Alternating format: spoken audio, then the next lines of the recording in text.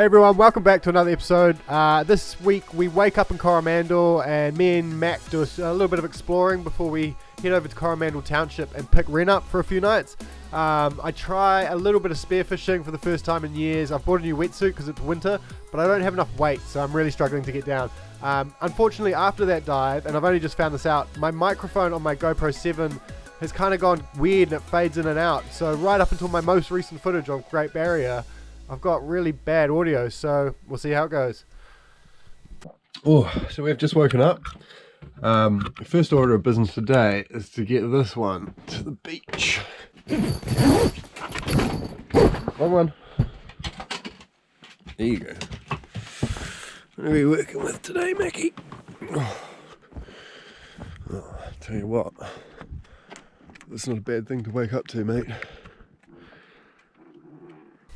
The night before, we had tucked in behind the first island we could get to, Waimate Island. We had come in after dark, so didn't know what we were in for, but Waimate Island definitely didn't disappoint.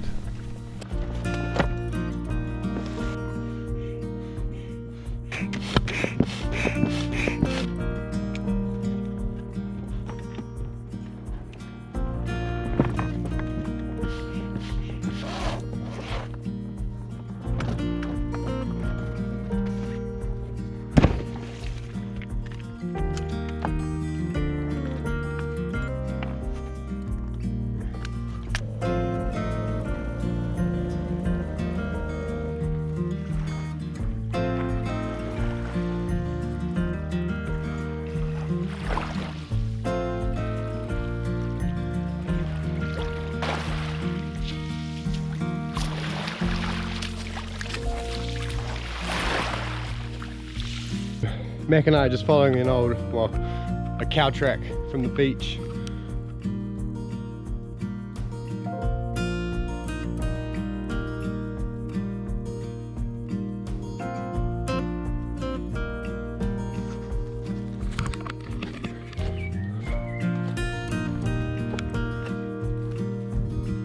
Nice.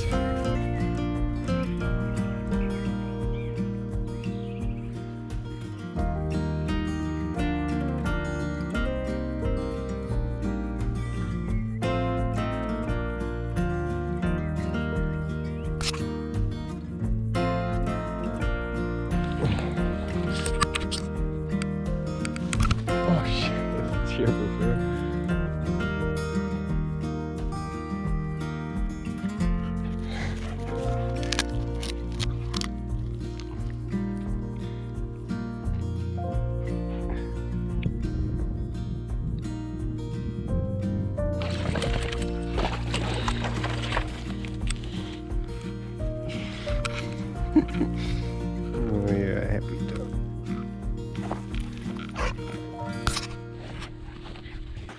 Want some breakfast?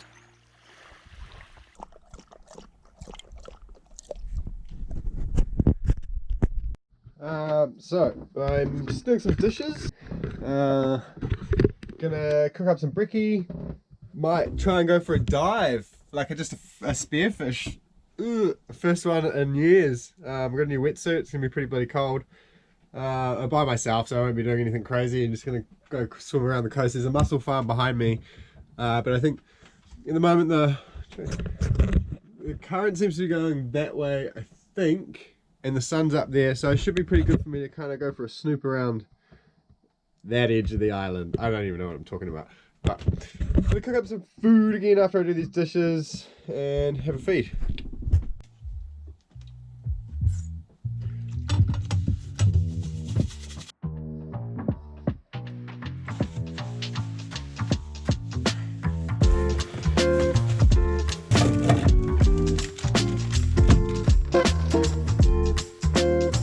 Shows up as soon as I start cooking. Wakes up from the bow and just appears.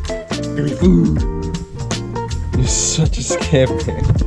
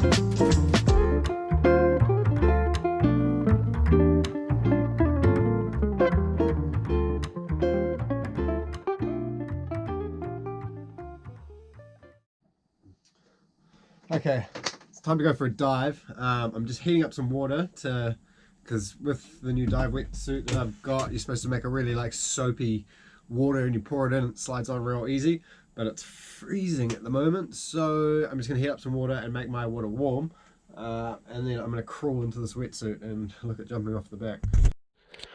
This is my gear. This is my new wetsuit from Weddy. Reef, which is cool. This is like the pants for it. It's my spear gun, also from Weddy. I just put some new rubbers on it the other day for me. So what you're supposed to do is take your warm water, hold your wetsuit like so. Good chunky of water inside. There's half of it.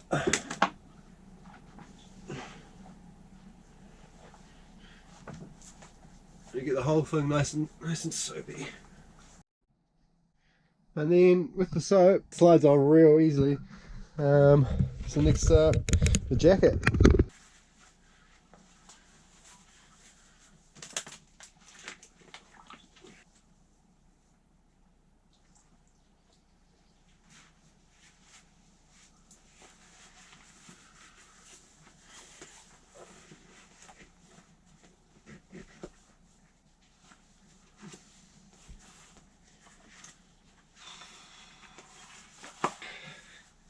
That's about it. Pretty easy. Goes on well, nice and warm.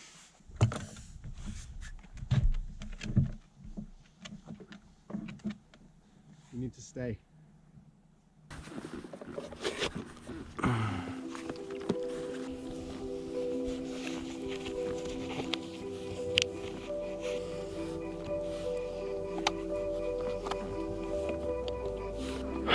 Here we go. It's so long since I've been in the water. Holy, it's the first time I've been diving in like far out, like 3 years maybe.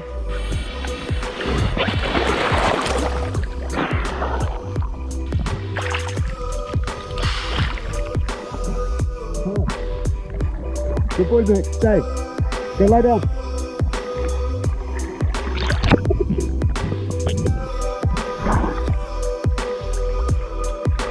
Good boy, Becky.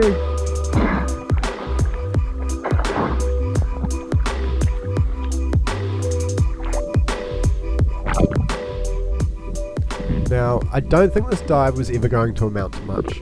It was a pretty barren bottom, the visibility was average, maybe like 4 or 5 meters. My breath holding is rubbish, and I was wasting so much energy trying to get down and making such a racket grabbing onto rocks and struggling to stay on the bottom that any target fish were long gone before I got close. My new wetsuit from Weddy is next level warm. I'm super happy with it. The water was maybe like 14 degrees Celsius I think, and after being in there for well over an hour I wasn't feeling the cold at all. What I didn't plan on though was how much more buoyant the new suit would be. I knew it would need more weight than the 3.2 steamer I've used in the past, so I did grab an extra 1.5 kilo weight from the dive shop, but I left that on the floor of the passenger seat of my ute. Even with this though, it wouldn't have been enough. Now I think I've got an extra 4 kilos on. I set up a ground bait which I checked from time to time, but apart from the odd parori and maybe a glimpse of a distant baby snapper, I didn't really see much worth a second look. Regardless, it was really nice to be back in the water. That weightlessness that you get from diving is, I just love it. There's something magical about it, and you don't really get it from anything else. Being in the water in the winter and the cold too, I don't know, I'm just really looking forward to spending more time in the water. Now unfortunately during this dive something happens to the mics on my Hero 7 Black, and from here on out the audio in the recordings fades in and out and sometimes is non-existent. I think I may have found a fix online, but all the rest of my footage from Coromandel and my upcoming trip to Barrier has no audio. Well, it does have some audio, but bad audio. But anyway, oh well.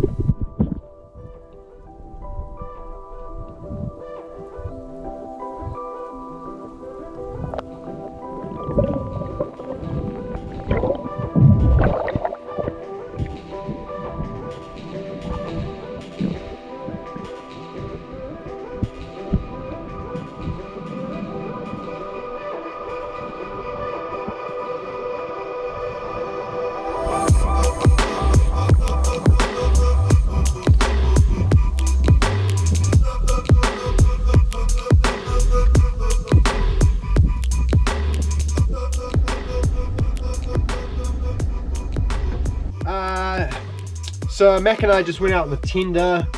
There's a mussel farm over there. We just went and kind of flicked the soft bait into the mussel farm, and we caught a snap. Just legal. Yeah, beautiful colours. I don't know if you can see them in blue spots. But yeah, so this is dinner tonight. You. Okay, so this is how I personally fillet fish. I don't know if it's the best way, but so what you want to do is cut along the back of the head like that, behind that fin, and then go forward down to the center line. Then I cut along the bottom of the fish, just through where the guts are, back to the poop chute. Then you're going to flip the fish over and put the knife inside just a little bit, it only needs a centimetre, and just kind of open up down its back across the ribs. When I get to this point, I kind of hold the knife really flat, push it through across the spine, and then just cut out to the back. Then what you want to do is the flap that you've created, hold it open, and just slide the knife across the ribs, and the fillet will just come off the fish. Once you've cut the majority of the meat, like once you get to here, it's only really the kind of guts at the bottom that are left, so you can kind of get the knife in there and just kind of cut along underneath and slice it off, and you're good. You got your fillet. After that, you want to skin it. You can take the skin off first, but I prefer to take this little bit of kind of gut cage out, and then there's some bones down the back. If you cut, you can feel where the bones are. If you cut either side of the bones, basically like a little V, a very long V up to the point, all the bones will come out. You don't have to worry about any bones at all, which is great. And then yeah, so what am I doing here? Cutting off that little kind of gut cage, and then I've already cut one side of the bones. I'll just cut on the other side of the bones now. Once you get that bit of meat out, that's all the bones are out. Then if you cut down right at the end just a little bit, just give yourself enough to kind of grip onto it with your finger, just like that, and it just kind of comes off. And then you've got a boneless, skinless snapper fillet. Boom. So to cook it, basically all I do, if I want to do it quick and easy, is cover it in some flour, add a bit of salt and pepper, pat it all over, make sure all the fillets are completely covered in the flour. This fish doesn't take very long to cook, so now's a great time to get your veggies on if you're steaming them. Heat up some oil or butter. I prefer butter because I think it adds a better flavour, but I only had oil on board. Drop your fillets in, give them a couple minutes either side until they brown. What the flour will do is it'll go kind of like a little bit crispy or on the outside, which is quite nice. Flip them over when they're brown, serve and enjoy. Easy.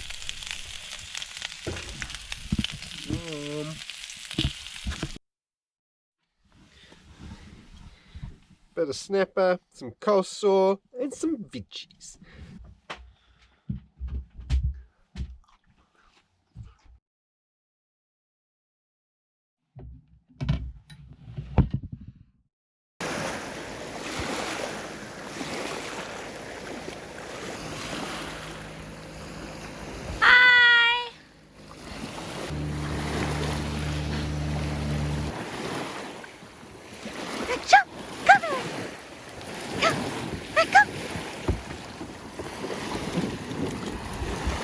Me and Mac pulled anchor this morning.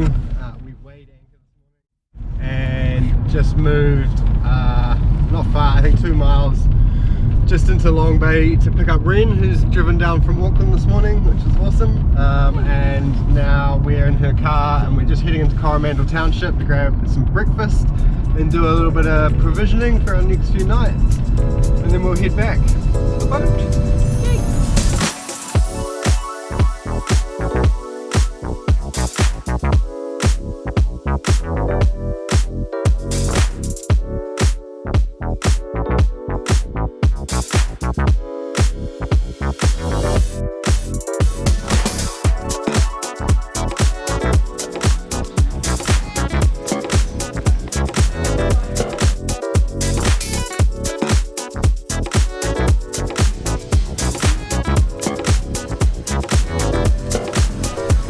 It was a Sunday while we were in town, and although I tried my hardest, I could not find anywhere open that would sell me dive weights.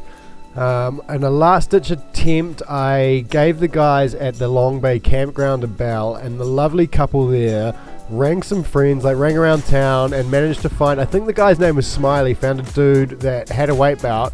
The guys from the campground were like, jump in my ute, drove me around there. Smiley was like, here's my weight belt, just take it. I wanted to just buy a weight or two off him that he could replace, but he's like, nah mate, just take my whole belt, you'll be right, bring it back. Didn't want to deposit, didn't know who I was, didn't take my number, just a legend. Once Ren and I got back to the boat, we weighed anchor and headed a couple miles towards Whanganui Island. We were on our way round to Pigeon Bay when we noticed Deep Cove, which we really liked the look of, so we just pulled in there for the night. After anchoring up, I decided to jump in the water now that I had a weight belt and go for another quick dive. Again, not a huge amount of luck, but the water was much clearer and I did see some pretty cool stuff.